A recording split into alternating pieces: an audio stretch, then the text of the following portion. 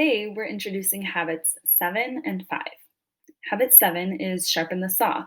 This reminds us that seeking continuous improvement and renewal leads to finding peace in the person we are and satisfaction in the life we're living. We want to preserve and enhance our greatest asset, you. Habit 5, seek first to understand and then to be understood, teaches us to listen attentively through all forms of communication before responding.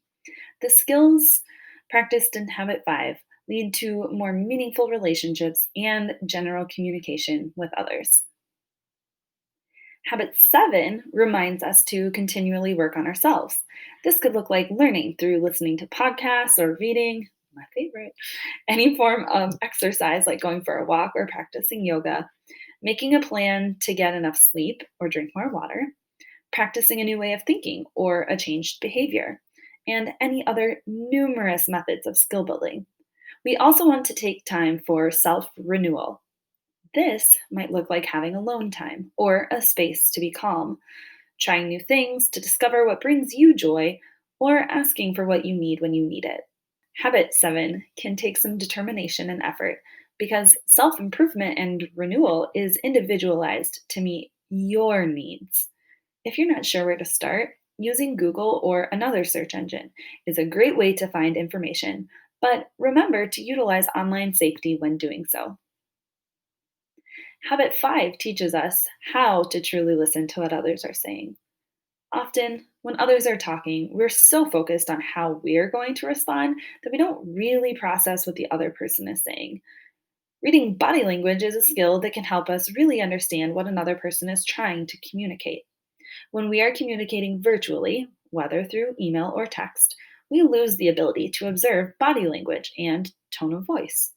When this happens, there can be a lot of miscommunication and misunderstanding. Before responding to a text out of anger, ask a clarifying question or even call the person to hear their voice.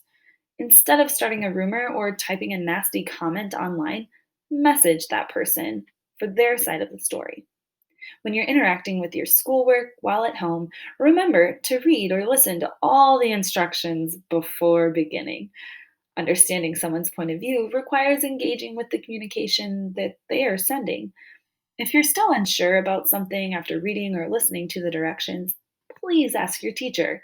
This can be as simple as sending your teacher an email.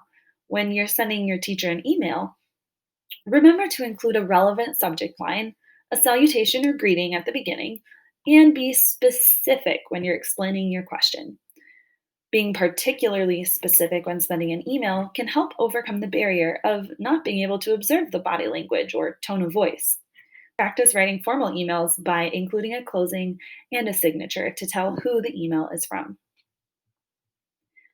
The next time you're not sure how to do something, try using a search engine to see how others have done it. A great way to practice writing a formal email is to let Dr. Phelps know how much you appreciate the daily announcements.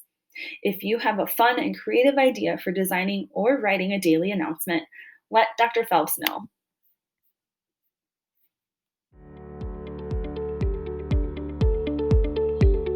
I used to put Proxen in my ear when I was a kid. Hilarious. Oh, I'm right down here. Wait. I'll take baby girl.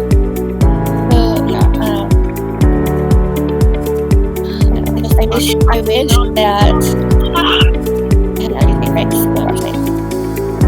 Wait, you want to do it now? Yes. What would you like to know about breastfeeding? It's possibly, I don't know off the top of my head.